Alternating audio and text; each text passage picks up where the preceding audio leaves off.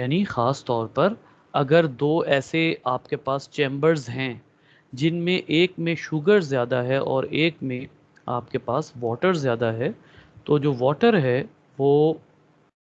जो वाटर है वो उस कंपाउंड में मूव कर जाएगा जिस कंपाउंड में शुगर ज़्यादा है, बिकॉज यहाँ आपने क्या इक्वल रखना होता है, रेशो ऑफ पार्टिकल्स आपने इक्वल रखना होता है।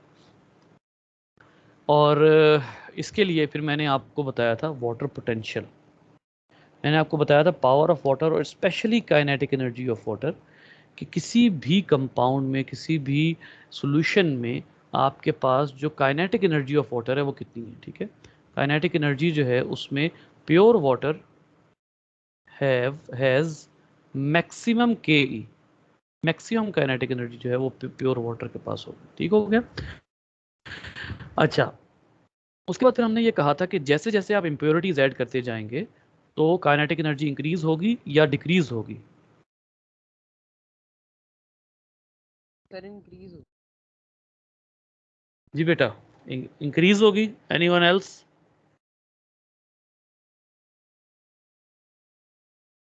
सर आप क्वेश्चन रिपीट कर सकते हैं? इम्प्योरिटीज अगर आप वाटर में ऐड करते हैं तो वाटर की काइनेटिक एनर्जी इंक्रीज होगी या डिक्रीज होगी? वाटर मॉलिक्यूल्स की बात कर रहा हूँ। Sir decrease. सर अगर इम्प्योरिटीज ऐड डिक्रीज होगी, सर डिक्रीज होगी, डिक्रीज होगी। डिक्रीज होगी। ये डिक्रीज हो जाएगी। डिक्रीज हो जाएगी क्यों? क्योंकि व्हाट आप एक बात को बार बार मिस कर रहे हैं। यहाँ बात हो रही है kinetic energy plus collision between the water molecules.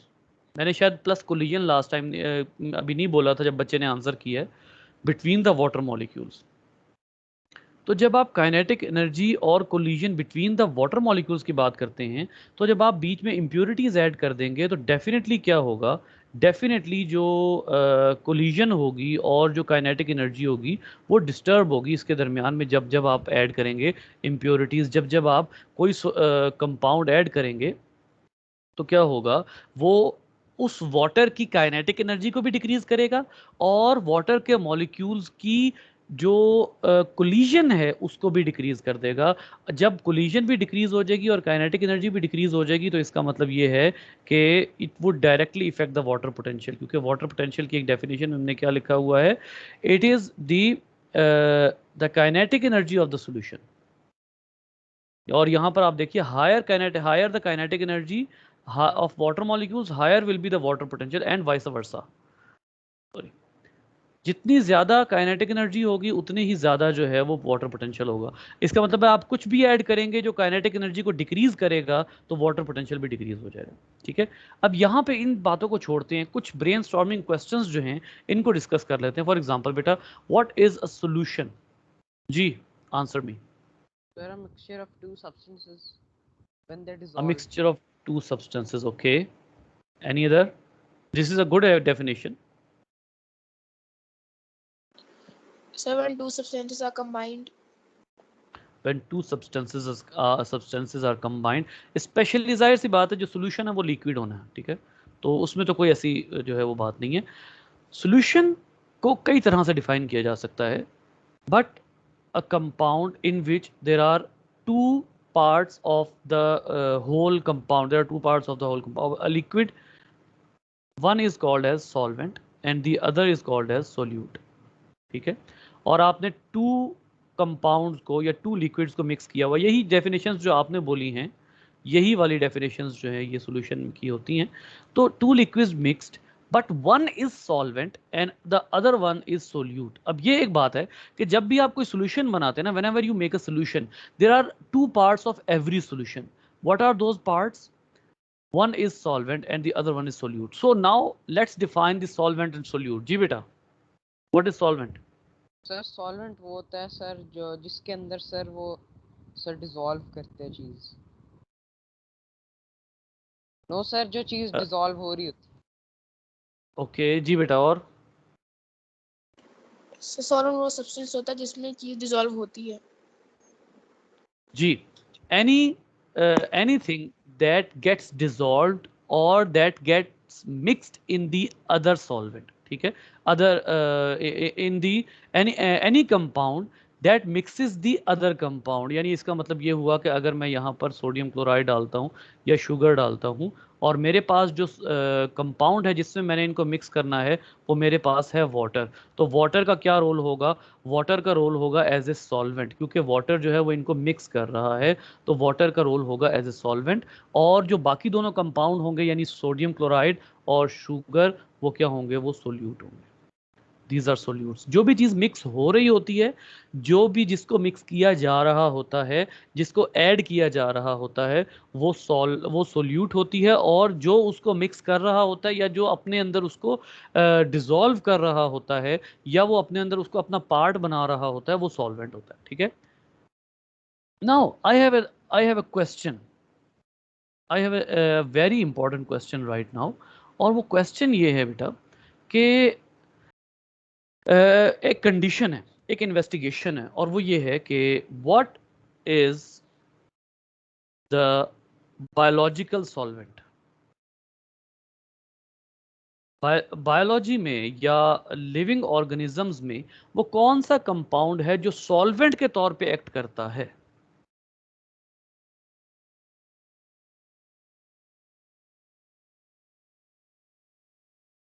जो बाकी तमाम चीजों को अपने अंदर मिक्स करता है, वो कौन सा कंपाउंड है बायोलॉजी में?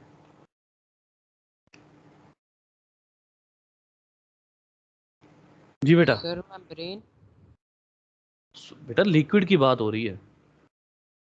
कोई भी कंपाउंड जो हर दूसरे कंपाउंड को अपने अंदर हल कर लेता है, बायोलॉजी में कौन से सॉल्वेंट्स होते हैं? अच्छा चलें, इसको छोड़ें, मुझे और सॉल्वेंट्स की एग्जांपल दें वाटर के अलावा। Sir blood. ब्लड जो है वो एक सॉल्यूशन है, blood is not a solvent. Blood में एक चीज सॉल्वेंट है, बाकी सोल्यूट है, ब्लड सॉल्यूशन है। बेटा पेट्रोल, पेट्रोल एक सर सॉल्वेंट पेट्रोल। है। सर इसी अल्कोहल। तरीके से, शाबाश, एल्कोहल है। फिर ईथर भी होती है एक चीज़, ठीक है, ईथर सॉल्यूशंस होते हैं, ये सॉल्वेंट्स हैं। ठीक है। इसी तरह वाटर भी एक सॉल्वेंट है। अब मुझे बताइए कि ये तो मैंने आपको 4 कंपाउंड्स के नेम बताए जो जनरल सॉल्वेंट्स है according to chemistry. Biological solvent कौन सा है?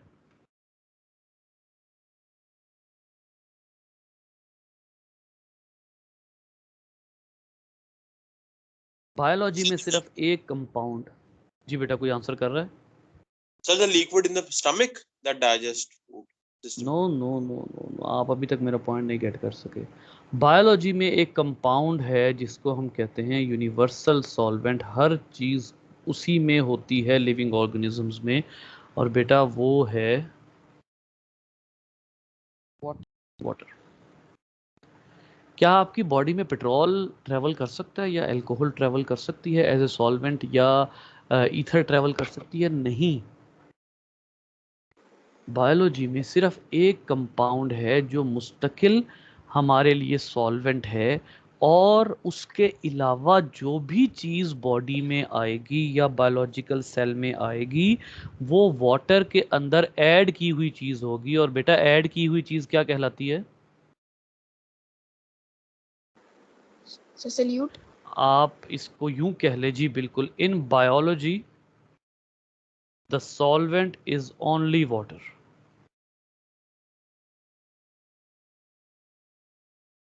सॉल्वेंट इज ओनली वाटर, सिर्फ वाटर है और कुछ नहीं। आप कोई भी, इसका मतलब ये होगा कि जब आप बायोलॉजी पढ़ रहे होंगे और वर्ड आता है सॉल्वेंट का, तो सिर्फ एक नाम आपके जहन में आना चाहिए और वो है वाटर, बस। इसके अलावा और कोई नेम आपके जहन में नहीं आना चाहिए अगर आप बायोलॉजी पढ़ रहे हैं। केमिस्ट्री में आप सॉल्वेंट में पूछ सकते हैं, सर किस सॉल्वेंट की बात हो रही है? पेट्रोल की, अल्कोहल की, ईथर की, और कोई कंपाउंड है तो उसकी। लेकिन बायोलॉजी में सिर्फ और सिर्फ वाटर होगा सॉल्वेंट। इसका मतलब ये हुआ, अभी मैंने थोड़ी देर पहले बात की कि blood is a solution. Blood is a solution, एक बच्चे ने ब्लड का नाम लिया तो ब्लड सोल्यूशन। तो ब्लड में जो सॉल्वेंट है वो क्या है? वो वाटर है। और बाकी हर चीज़, अब वो चाहे ग्लूकोज हो, चाहे वो यूरिया हो, चाहे वो प्रोटीन्स हो, चाहे वो फैट्स हो, anything other than water is a solute. इस बात को अपने माइंड में बिल्कुल क्लियर रखिएगा। Anything other than water is a solute in biology. अच्छा, अब सोल्यूबल कंपाउंड्स कौन से होते हैं बेटा?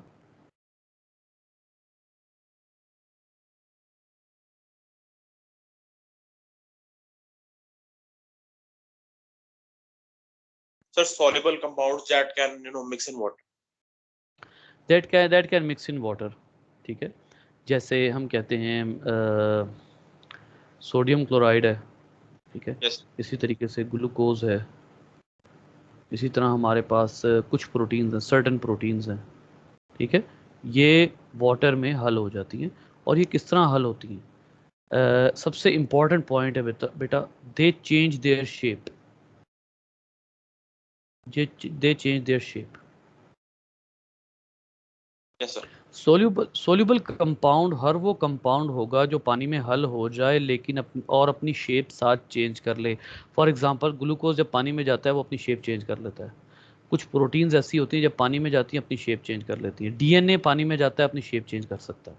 सोडियम क्लोराइड पानी में जाता है, सोडियम क्लोराइड तो डिजोल्व ही हो जाता है ना, ये तो टूट ही जाता है। ये बात मेरी याद रखिए, कुछ कंपाउंड ब्रेक हो जाते हैं जिनमें सोडियम क्लोराइड है। सोडियम क्लोराइड, ये आयोनिक कंपाउंड जितने भी होंगे ना, आयोनिक कंपाउंड, सोडियम क्लोराइड, ठीक है। अब सोडियम क्लोराइड में सोडियम पे पॉजिटिव चार्ज है, क्लोराइड पे नेगेटिव चार्ज है। यही होता है कि जब आप वाटर की, बेटा वाटर की आयोनाइजेशन कभी आपने की है? वाटर की आयोनाइजेशन पढ़ी है आपने? No, sir. वाटर हमेशा इस फॉर्म में होता है, H पॉजिटिव और OH नेगेटिव के फॉर्म में होता है। ये आपने कहीं ना कहीं केमिस्ट्री में लाजमी देखा होगा। अब वाटर अगर H पॉजिटिव और OH नेगेटिव की फॉर्म में होता है, तो जब सोडियम क्लोराइड वाटर में आता है ना, तो सोडियम पे प्लस चार्ज है, क्लोराइड पे नेगेटिव चार्ज है। वाटर के H पॉजिटिव की वजह से क्लोराइड टूट जाता है और OH नेगेटिव की वजह से सोडियम टूट जाता है। यानी इसका मतलब ये है कि कुछ कंपाउंड तो ऐसे हैं जो कि वाटर में आके बिल्कुल टूट जाते हैं, जैसे सोडियम क्लोराइड है। ग्लूकोज ब्रेक नहीं होता, सिर्फ अपनी शेप चेंज करता है। ग्लूकोज सिर्फ अपनी शेप चेंज करता है। अच्छा, फिर अब एक और आपको जो है वो यहां पर कॉन्सेप्ट देता हूं। बेटा यहां तक क्लियर है? Are you with me? Yes sir. Yes, sir. कुछ चीज़ें यहाँ पर आपको थोड़ी सी डिफ़िकल्ट लग सकती हैं, तो इसलिए जो है वो परेशान मत होइएगा। आपने फ़ौरन उन बातों को क्लियर करवा लेना मुझसे। अच्छा, फिर आ जाते हैं कि अब आते हैं इनसोल्यूबल कंपाउंड्स। इनसोल्यूबल कंपाउंड्स वो होते हैं कि, या इसको एक और अंदाज से, ठहरे अभी इनसोल्यूबल कंपाउंड्स को रहने देते हैं, अभी हम जो है वो एक और अंदाज से चीज़ों को देखते हैं। मैंने अभी सोल्यूबल इनसोल्यूबल बताया ना आपको, तो अभी एक जो है वो देखिए बेटा, ख़ास तौर पर अभी मैंने आपको बताया water is a solvent. Water एक सॉल्वेंट है, लेकिन क्या आपने कभी ऑयल को देखा है वाटर के ऊपर? Oil never mixes with water. Sir क्योंकि इनकी डेंसिटीज चेंज हैं। डेंसिटी चेंज होने की वजह से तो ऑयल की पोजीशन है ना, यानी ऑयल वाटर के ऊपर क्यों स्विम करता है, ऑयल ड्रॉप नीचे क्यों नहीं चला जाता? वो डेंसिटी है। लेकिन एक मसला और भी है, आप कभी वैक्स पानी में डालिए, wax never mixes with water. Even अगर आप वैक्स को पानी से निकालते हैं तो वो ऐसे ड्राई होती है जैसे वो पानी में कभी गई नहीं थी। ऐसा नहीं है? देखा है आपने कभी ऐसा कि आपने वाटर को जो है, वाटर में वो डाला हो, वैक्स डाली हो, ठीक है, वैक्स जो मोम की होती है, मोम की वैक्स, वो आप वाटर में डालें, बाहर निकालेंगे तो वो गीली भी नहीं होगी। इसका मतलब है कुछ सब्सटेंसेस ऐसे हैं जो वाटर में बिल्कुल मिक्स ही नहीं होते, जो वाटर को एक तरह से टच ही नहीं करते, ठीक है। अब यहां पर बात आ जाती है कि इन कंपाउंड्स में, ऐसे कंपाउंड्स में फर्क क्या है। बेटा ये बात आपको मेरी समझ आई है या मैं रिपीट करूं? सर एक बार रिपीट। Sir, एक बार मैं repeat आपको कर रिपीट दो. कर देता हूं। देखिए मैंने अभी आपको कहा कि कुछ कंपाउंड्स ऐसे हैं कि जो वाटर में जब जाते हैं तो वो इवन जब आप उनको वाटर से निकालते हैं तो वो उनके ऊपर वाटर यूं लगता है जैसे वो बिल्कुल ड्राई हैं। जैसे वैक्स आप कभी ये जो आपकी मोमबत्ती होती है, जो कैंडल होती है, उस कैंडल की वैक्स तोड़ें और पानी में डालें, जब आप उसको निकालेंगे ना तो आपको बकायदा फील होगा ये ड्राई है, ये गीली भी नहीं हुई। अगर आपने किसी चीज को वाटर प्रूफ बनाना है तो क्या करते हैं, उसके ऊपर वैक्स लगा दें। लोग तो ये मशवरा भी देते हैं कि अगर आप किसी ऐसी जगह जा रहे हैं जहां पर पानी बहुत ज़्यादा है और इम्कान है कि आपके जॉगर्स पे पानी लग जाएगा, तो अपने जॉगर्स के ऊपर वैक्स की लेयर चढ़ा दें। सवाल ही नहीं पैदा होता कि जॉगर गीला हो। क्यों? क्योंकि जो वैक्स है वो वाटर में कभी मिक्स नहीं होगी। अब इसकी वजह क्या है? सवाल ये पैदा होता है, why some compounds never be a part of water, और why some compounds can never be a part of water, और या दूसरा सवाल ये है, why some compounds do not retain water. Retain का मतलब है कि वो वाटर को अपना हिस्सा क्यों नहीं बना लेते, या वाटर का हिस्सा क्यों नहीं बन जाते। मैं आप इन सवालों को क्लियर करने के लिए आपको एक मिसाल देता हूं। बेटा, आप एक वैक्स का छोटा सा टुकड़ा पानी में फेंकें और एक वुड का टुकड़ा पानी में फेंकें, किसके अंदर पानी मौजूद होगा जब आप बाहर निकालेंगे?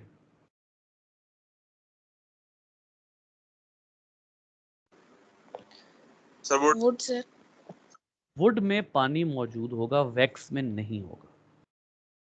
दिस इज द क्वेश्चन कि भाई कुछ कंपाउंड कभी पानी का हिस्सा नहीं बनते और कुछ कभी पानी को रिटेन नहीं करते। वुड ने पानी को रिटेन कर लिया है। आप पूरा इतना बड़ा सारा स्टेम लें किसी ट्री का और उसको पानी में फेंक दें, जब आप निकालेंगे तो वो अपने साथ अच्छा खासा पानी लेकर आएगा। Why this happens and why this does not happen with the wax और फैटी कंपाउंड्स? ऑयल्स के साथ ऐसा क्यों नहीं होता? बेटा अब आइए, बहुत इंपॉर्टेंट और बहुत मजे की बात है। Water has charge, so it would be a solvent for all charged compounds.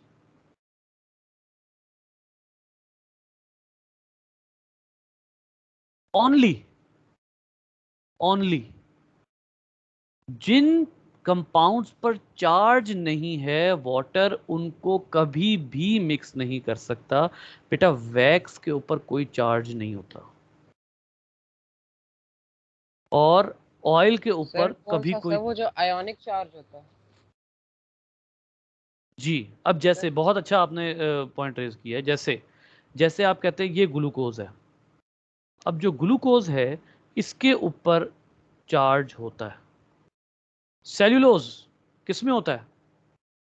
Sir sir sir sir उसके अंदर, सर सेल वॉल में। सेल वॉल में। आपके जो ट्रीज होते हैं ना, ट्रीज पूरे सेल्यूलोज की दुकान होते हैं। ठीक है, जाहिर सी बात है, ट्री में सेल्स हैं, अब सेल में सेल वॉल है, इसका मतलब है सेल वॉल में सेल्यूलोज है। तो जो सेल्यूलोज होता है उस पे भी चार्ज होता है। तो इससे क्या मतलब आपको समझ आया कि जिस भी कंपाउंड पे चार्ज होगा वो वाटर या तो रिटेन कर सकता है या उसमें मिक्स हो सकता है। अब आपने देखा, स्टेम मिक्स नहीं होता लेकिन वाटर रिटेन करता है।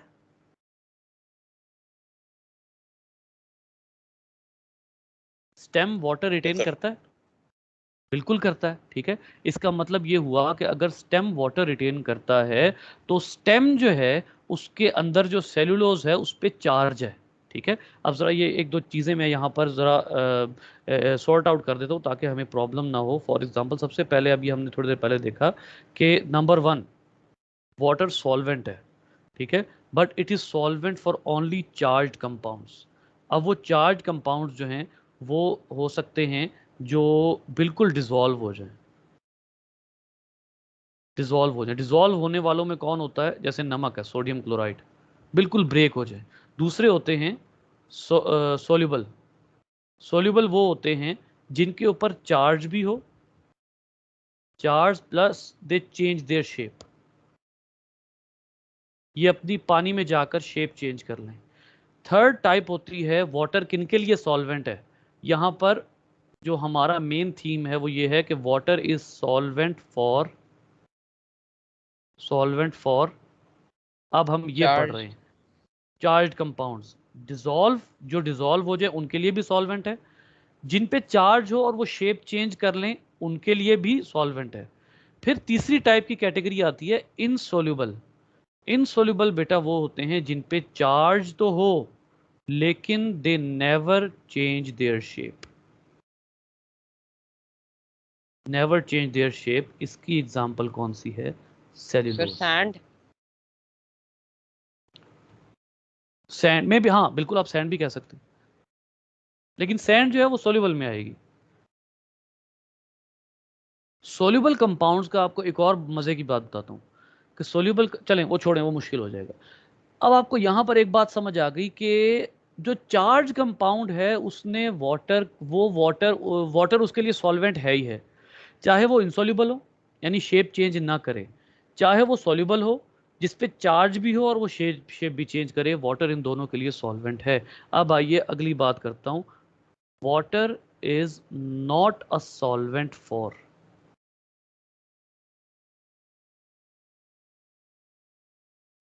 अनचार्ज्ड और न्यूट्रल कंपाउंड्स।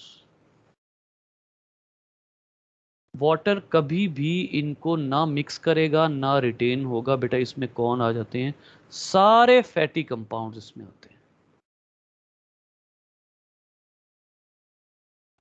सब फैटी कंपाउंड इसमें आते हैं। जी बेटा, यहां तक आपका क्वेश्चन या प्रॉब्लम है तो शेयर करें।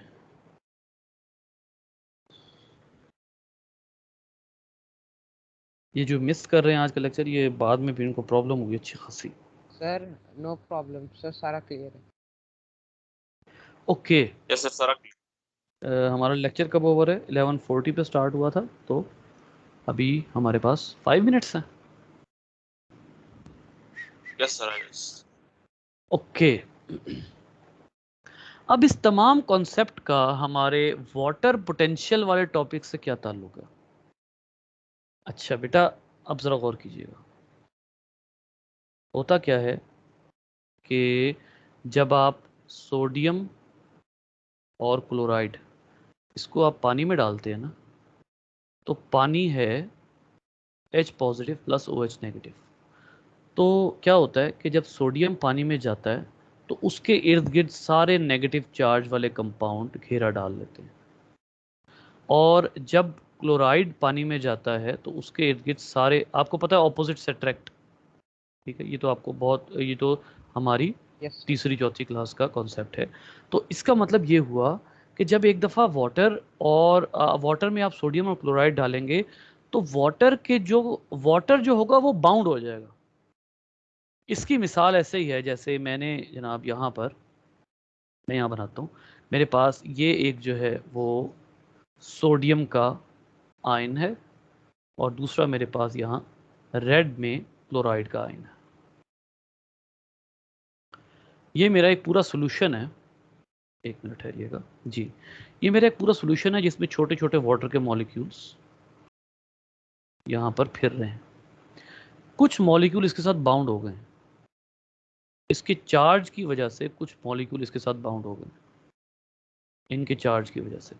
बेटा मुझे बताइए कि वाटर पोटेंशियल में फ़र्क आएगा अगर मॉलिक्यूल इन चार्ज कंपाउंड के साथ बाउंड हो जाएं तो, यस सर। क्योंकि पहले वो इजीली फिर रहे थे, कोलिजन कर रहे थे, अब कोलिजन रुक रही है क्योंकि जो कुछ हैं जो कि जिनमें जो बाउंड हो गए हैं चार्ज कंपाउंड के साथ। तो बेटा अब वाटर पावर जो है वो कम होगी या ज़्यादा होगी,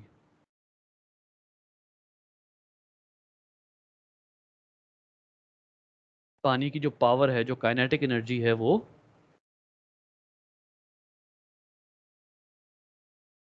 कम हो जाएगी, क्योंकि एक जगह पर आपके पास थे 100 मॉलिक्यूल, 50 उनमें से क्या हो गए, बाउंड हो गए। पहले जो वाटर की काइनेटिक एनर्जी थी वो 100 की वजह से थी, अब 50 की काइनेटिक एनर्जी खत्म हो गई है, तो इसका मतलब है कि इनकी काइनेटिक एनर्जी रह गई 50 की, तो वाटर की पावर, वाटर पोटेंशियल क्या हो गया, रिड्यूस हो गया। आई समझ में बात या नहीं आई?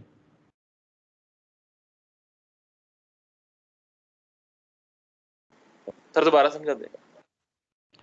देखिए, जब आपके पास, अब मैं आता हूं अगली स्लाइड पे, ये देखिए आपके पास ये एक पूरा सॉल्यूशन है।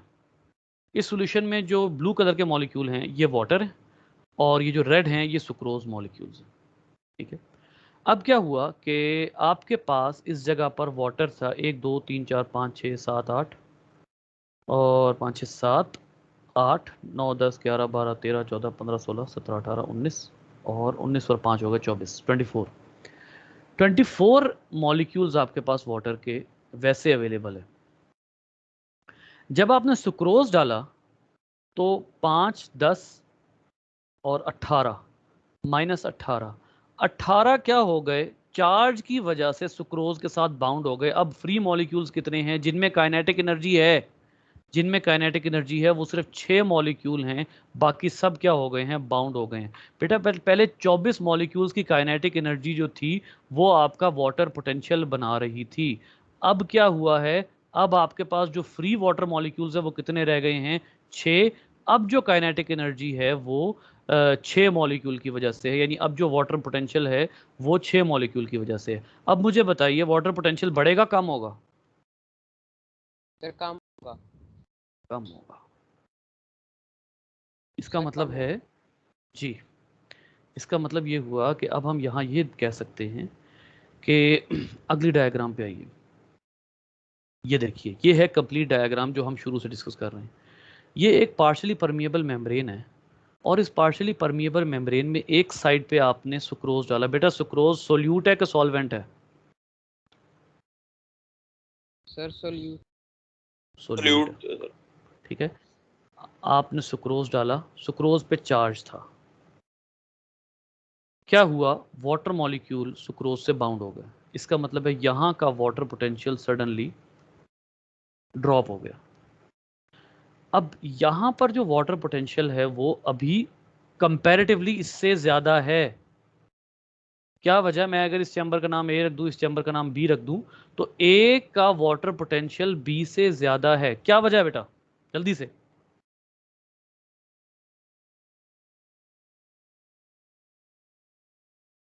Why the water potential of A is greater than B? Sir because वो they have more energy in A than B, kinetic energy. Okay, why the kinetic energy is more in A than B? Because sir, in B the sucrose has interfered between the molecules. Yes, your answer is right. But आप इसको यूं कह सकते हैं, the sucrose has bound the water molecules and they are no longer, they no longer have the kinetic energy. तो इससे क्या होगा कि यहाँ का वाटर पोटेंशियल, जो बी रीजन है इसका वाटर पोटेंशियल कम हो जाएगा।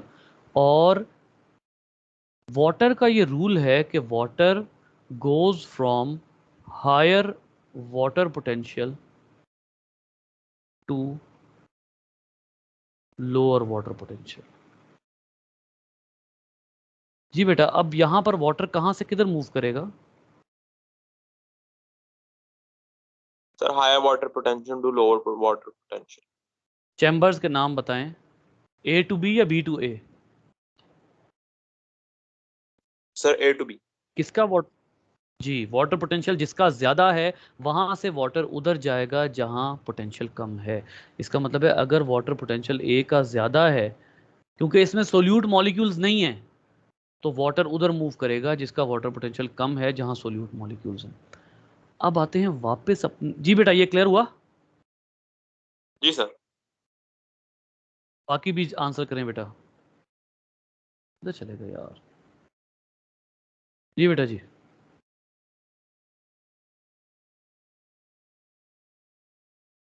कुछ रिपीट करवाना तो बताएं। अली अब्दुल्ला, अब्दुल्ला अयूब,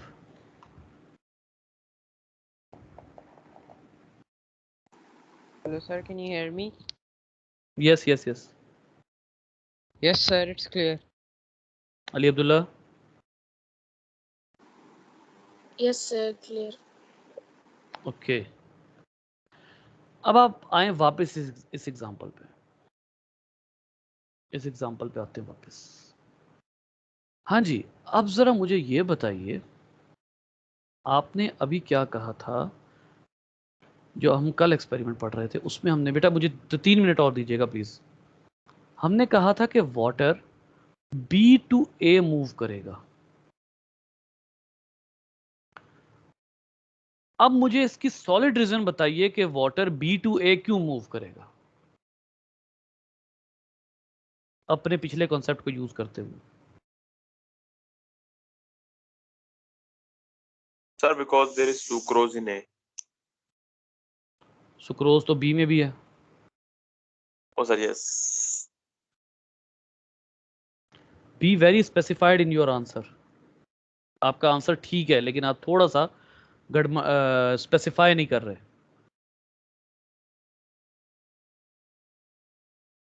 फिगर्स देख के क्या पता लगता है सोल्यूट किस रीजन में ज्यादा है?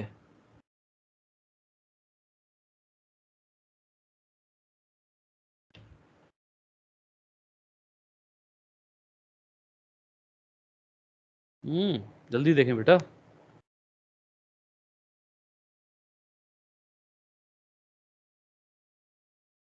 हाँ जी, in which region solute is more than the other one? Sir, I understand. Sir A में sir solute ज़्यादा है। सोल्यूट Yes ज्यादा sir. है, Sir, yes sir. तो उसके इसका लिए ज्यादा मतलब है पार्टिकल। उसके लिए ज्यादा। सर वाटर दोबारा पार्टिकल्स बोलिएगा, चाहिए। आवाज कर दी।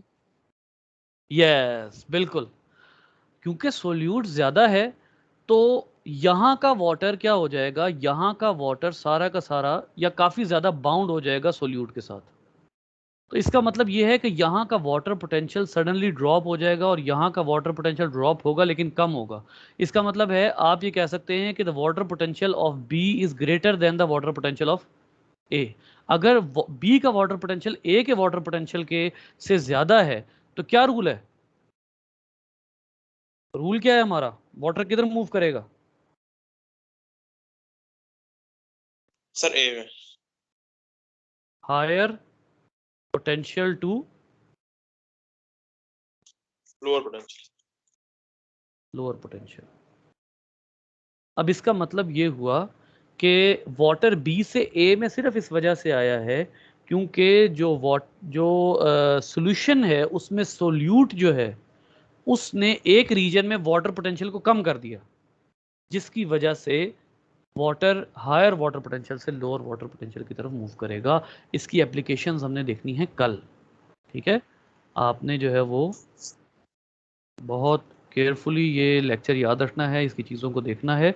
ये जो बातें मैंने जितनी आपको बताई हैं, सोल्यूबिलिटी और चार्जेस की अटैचमेंट वगैरह, ख़ास तौर पर चार्जेस की अटैचमेंट जो है ये अवेलेबल होगी आपको उसमें फिल ब्रेड फील्ड में, ठीक है?